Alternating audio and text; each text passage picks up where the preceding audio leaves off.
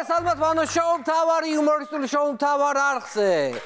ზაფხულის დადგომასთან ერთად მოიმატა პოლიტიკურმა ტემპერატურამაც ოპოზიცია უკვე სრული შემადგენლობით შევიდა პარლამენტში და განსაკუთრებით ჩამოცხა სხდომათა დარბაზში. უკვე ყველა იქ არის და ესე იგი როგორი სიტუაცია გვაქვს ახლა ძვირფასო მეგობრო დავაკვირდეთ. პარლამენტში გარედან რო შევხედოთ რა, ნაციონალები არიან ოცნების ოპოზიციაში, აქეთ ელისაშვილია ნაცების ოპოზიცია, იქეთ გახარიას სასტავია და არის ნაცების, ქოცების და ლელოს ოპოზიცია, იქეთ გირჩია თავისთვის ოპოზიცია. მოკლედ ისეთი აზელილი სიტუაცია, ასე მგონია ღმერთმა ესენი ერთით ბლენდერში ჩაყარა და ათქვიფა ეს ერთმანეთში. აი რაღაცა ესეთი სურათი იყო აი ამ პარლამენტში პირველივე დღეს რო შევხედე. დიდი ლოდინის შემდეგ თვით გუბას სანიკიძეც კი პარლამენტშია. ეს ძალიან დიდი დარტყმაა ქართული ოცნებისთვის და უფრო დიდი დარტყმაა ტელეკომპანია კავკასიისთვის. აქუს ახლა მარტო გელბახიანი დარჩა სტუმრის სტატუსით, ფაქტობრივად ერთი სტუმრით დაობლდა ბატონი აქუბარდია. ნუ რას ვიზავთ აიტას ბატონი აქუ.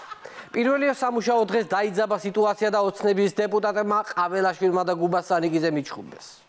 ყაველაშვილს მიმართა გუბას ესე მარტივად ნუ უყურებთ თქვენ. ეგ იოსელიანზე უარესია, რო იცოდეთ. გუბაში არის მიძინებული ლომი. ეგ ეხლა გუბაზი თორე თუ გადაეკეტა, მერე ხდება მუფასა. მეფე ლომია და ფაქტიურად თელ ჯუნგლს აკონტროლებს. ერთი თუ დაიღრიალა გუბაზიმ.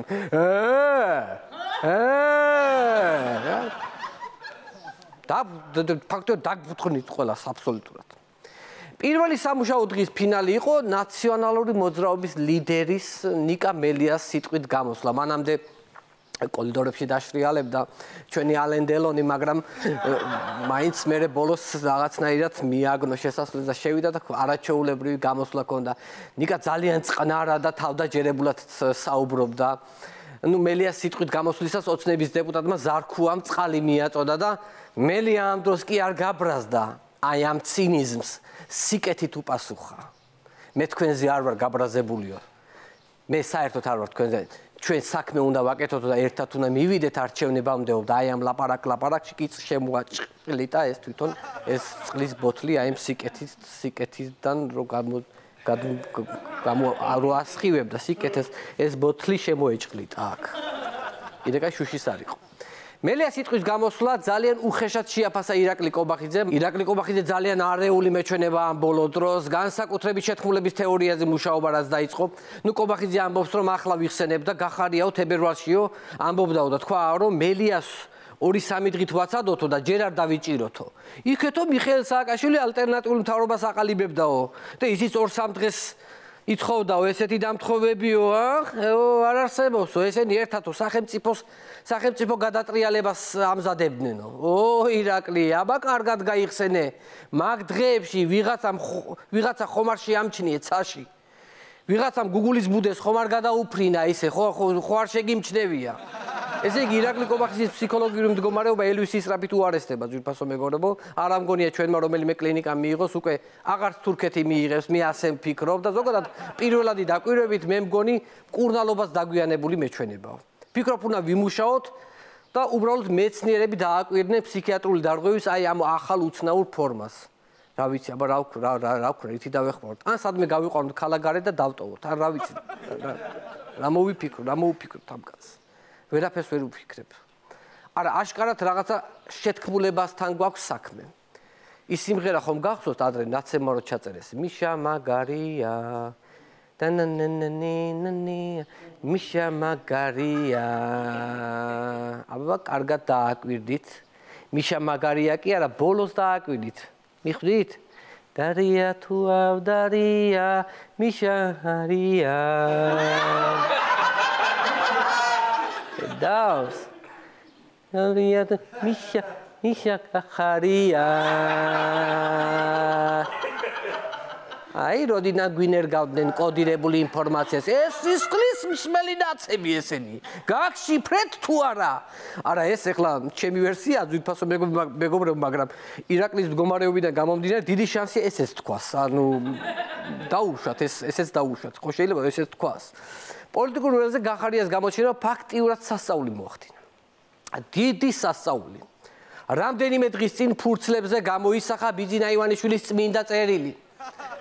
ხო, რაგაცინებთ ახლა ეს ჩვენთვის არის ჩვეულებრივი მიმართვა და განცხადება, თორე ოცნების წევრებისთვის ეს არის წმინდა წერილი, ჩვეულებრივი, რომელიც ეხებოდა გახარიას გადადგომას და რომელიც მიხედვითაც უნდა იხემძღვანელონ ქოცება მომდევნო რამდენიმე წელი. ბიძინას წერილი როგორც ყოველთვის გაჟღენთილია დიდი სიბრძნით. მე რამდენიმე სიბრძნე დამამახსოვრდა, მაგალითად, ბიძინა ამბობს: ოცნებამ ჩემთან ერთად მიაღწია პიროვნების კულტისა და მესიანიზმის ტრადიციის დასრულებასო საქართველოშიო. არ მოგესმათ. ბიძინა ამბობს ამას. ეს როგორი განცხადება იცით? აი არმაზის კერპს რომ ცხეთაში ლიბერალიზმი ეკადაგა დაახლოებით აი ეგეთი განცხადება. ბატონმა ბიძინამ წერილში დააფიქსირა რომ საერთოდ არ ნერვიულობს გახარიას გუნდიდან წასვლას. მან თქვა, ჩემი საყვარელი გამონათქვამია ზოგი ჭირი მარგებელიაო, ხო, რა თქმა უნდა, ნებისმიერი რამე რაშიც სიტყვა მარგებელია წერია, რა თქმა უნდა, ყველაფერი მოგწოთ. აბა ეხლა რაღაცა ისეთია, რასაცა გასცემ შენია, რაც არა დარწმუნებულად ეგ არ გეყვარებათ ეხლა, იმიტომ რომ რა ვიცი, გაცემაზე რა ვიცი, რატო უნდა გიყვარდეს? რასაცა გასცემ შენია რა. მილიარდერ კაცს რატო უნდა გიყვარდეს ეგეთი სიბრძნე. როგორც კი ბიზნეს წერილი გამოქვეყნდა, ეგრევე აგუგუნდა ტროლების და თუ რაიმე ფაბრიკა ქარხნები იყო ყველა ერთად, რომლებიც გახარიას გასაშავებლად ბოდიში თქვენთანა დიდი ბოჭა დედის სიტყვანა რა. ბიზნეს წერილი საპასუხოდ რამდენიმე დღეში გიორგი გახარიამ ვრცელი ინტერვიუ მისცა ინგა გრიგოლიას. ინტერვიუში გიორგი გახარიამ თქვა, რომ ბიძინა ივანიშვილმა ერთი სიმართლე თქვა, რომ მე მისი პროექტი არ ვარო. ნუ აბა რა ვიცი ხა, ვისი პროექტია მაშინ? ვისი პროექტია? ბიძინას პროექტი არ არის. მოსკოვის პროექტი არ არის, ჩეხური პროექტი არ არის, თუ ხარელი არ არის. გამოდის რომ შენებარია რაღაცა და შემოდგომაზე კვირდება რომ იქნება დასრულებული თეთრი კარკასი და ვნახოთ სრულად ჩაბარდება პროექტი თუ ესეც მორიგი არაშენდა იქნება და შევხედავთ ალბათ შემოდგომაზე. გიორგი გახარიამ ასევე თქვა რომ მე ბიძინა ივანიშვილსო არ ვაღმერთებდი არასოდესო. გიორგი 20 ივნისამდე კი აღმერთებდი, მაგრამ მე მაგ შენმა ღმერთმა რომ 20 ივნისის მოვლენები შენ შეგტენა. ალბათ მე მივხვდი რომ თლაც ჭეშმარიტი ღმერთი არ იყო და ისევ ქრისტიანობას დაუბრუნდი. ალბათ, ჩემი აზრით. ყველაზე უცნაურად გახარიამ ახსნა გადადგომის მიზეზი. მე დავინახე რომ ნიკა მელიას დაკავების საქმეზე უხილავი ხელები მოქმედებდნენო და მე მაგიტო გადავდექიო. გიორგი, მე მაინტერესებს ეს უხილავ ხელებს.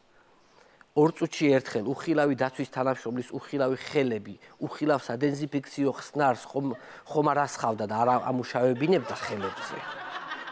ან ამ უხილავ ხელებს ესეთი ჩვევა ხომ არ აქვს?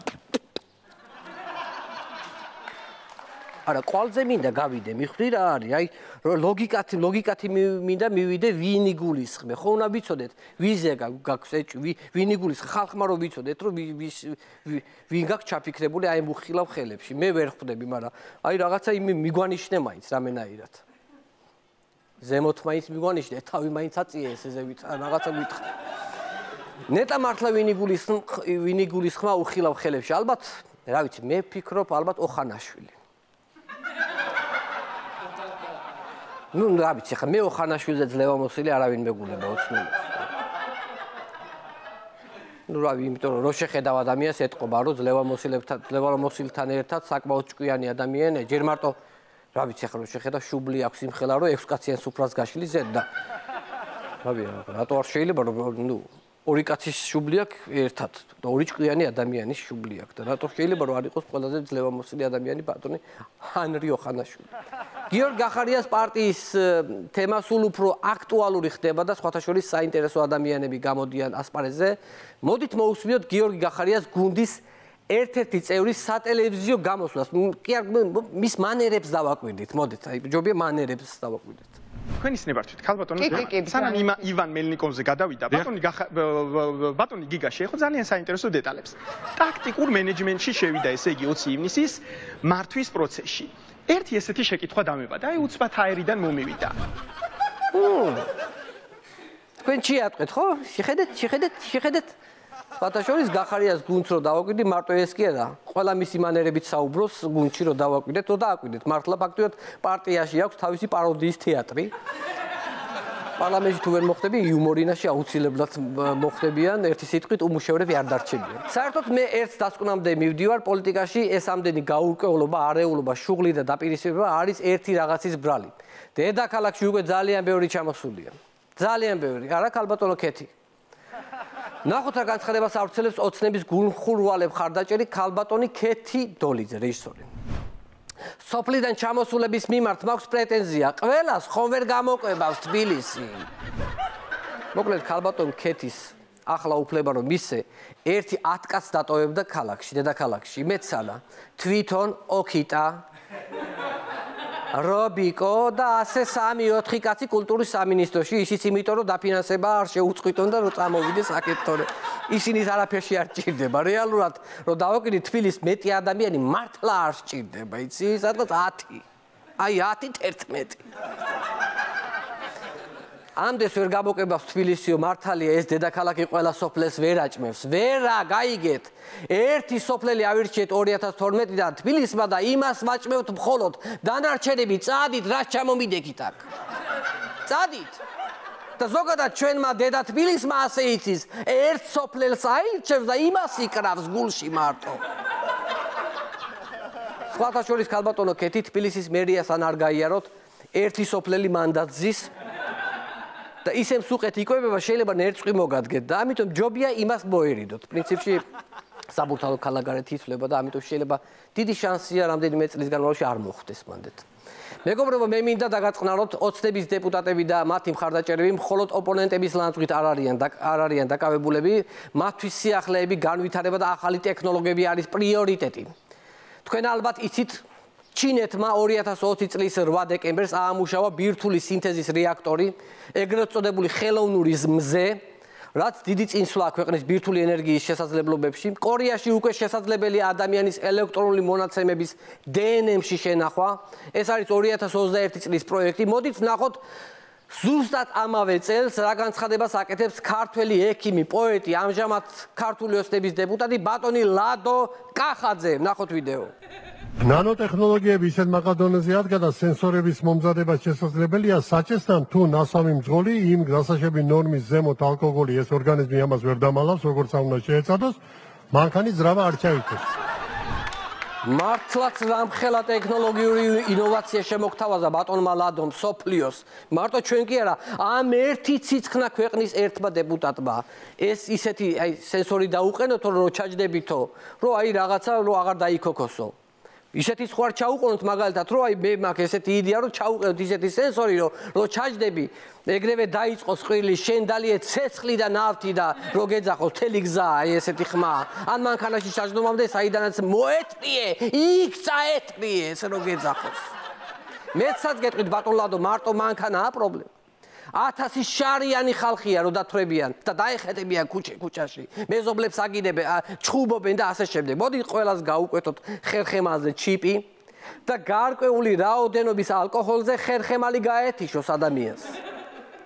ვერ გაინძრევა საერთოდ. რამდენ შარდ და ხიფად წავირიდებთ ბატონო ლადო, არა რომ დაუკვირდეთ. უხრა საამურია ბუხრის წინ ნაცრის ქექვა და ფიქრები კაცობრიობაზე ღმერთო, რა საამურია, ყოჩაკ ბატონ ლადო. ტექნოლოგიების მიმართ რომ ძალიან უცნაური დამოკიდებულება გვაქვს ერს და ბერს, ამაში დღითი დღე წმუნდები. მოდით ვნახოთ ერთ-ერთი სასულიერო პირის განცხადება ვაქცინაციასთან დაკავშირებით. სტატიის ესეთ სათაურია და წაგიკითხავთ. ვაქცინირებულები Bluetooth იჭერენ. შეგიძლიათ გადაამოწმოთ. მამა ანტონი. მართალია, მე მაქვს ვაქცინა გაკეთებული და აი ამ წამს მეზობლის ტელეფონში ვარ შესული, Facebook-ს სკროლავ, ჩვეულებრივად ახლა უყურებ. რას აკეთებს ხვდები ჩვეულები? კი არა, მამაო, მე ახლობელი მყავს, მკლავით Bluetooth იჭერს. იღლიით Wi-Fi აქვს დაჭერილი და იდაყვით ინფრარედი. მე არ ვიცი სადამდე მიგვიყვანს ეს ტექნოლოგიები, მე არ მესმის, არ ვიცი. ამ სარეკლამო მესიჯებმა ხო წაიღეს ტვინი რა. კიდე მოვიდა. რაღაცა ბეთი. ისე საერთოდ ვაქცინასაც გააჩნია, მე ხომ ჩინური მაქვს გაკეთებული და მხოლოდ Bluetooth ვიჭერდა. ვისაც Pfizer-ი აქვს გაკეთებული, ისინი თანამგზავრებს მართავენ აქედან. რისი საშუალებითაც შეუძლიათ რომ თქვენს ტელევიზორებში შემოვიდნენ და გიყურონ. აი დიკო ჯოჯუა ხომ გიყურებთ ყოველდღე, ისე გიყურებს Pfizer-იც.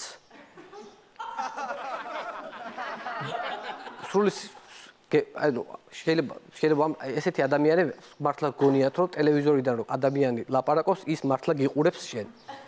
შეიძლება ჩავთვალოთ, ვივარაუდოთ, რომ შეიძლება გონიათ ეს. ხო, გაიგეთ რაც ხდება, ხო? გააქვთ კიდე კითხვები. კარგი, ვისაც კითხვები გაქვთ, მამაო თვითონ გიპასუხებთ უფრო კონკრეტულად აი ამ ვაქცინაციაზე და აი ამ Bluetooth-თან დაკავშირებულ ამბავზე. გაუშვით ვიდეო. ვფიქრობ, რომ ელექტრო რაღაცა არის ამ წამალთან ერთად, ამ ნებსთან ერთად შეყვანილი. კოდები მოდიოდა, განსხვავებული კოდები, რომელიც Bluetooth-ი კარგად ვიცი ახლა მე ამ შემთხვევაში და რას იჭერს, როგორ იჭერს, ანაირად გინდა ინფორმაცია მიიღო და აქედან გამომდინარე განსხვავებული კოდები, რომელიც წარამარა აკეთებდა. როგორ დაუკავშირეთ თუ აცრენი არ ბრძანდებით თუ სხვები ჩართეთ ექსპერიმენტში? უბრალოდ მოსინჯეთ თუ იყო დასტური ამის. ამომწურავად გავცა პასუხი თუ რა. ერთი კითხვის ნიშანი არ თასვაგაც. ერთი კითხვის ნიშანი, ამომწურავი პასუხი გაგვცა. მე კიდევ ერთ რამეს გაგიმხელთ, საიდუმლოდ თქო არავის არ უთხრათ. ვინც აცრილია თურმე ყველას მასონები გმართავენ ჯოისტიკით.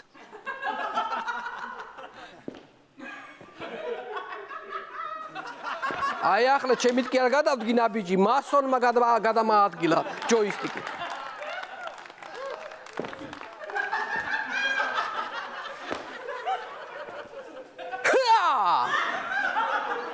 ოდიში მასონის ბავშვი ტეკენს თამაშობს და შვილი დადე ჯოისტიკი, შვილი ჩამივარდა გადაცემა, დადე ჯოისტიკი. არ არის შობელი მანდკაცო, დაუძახეთ ბავშვს გამოარფით ჯოისტიკი. თამულა დაუკარი დროზე, ხო ხედავ ჩავარდა გადაცემა.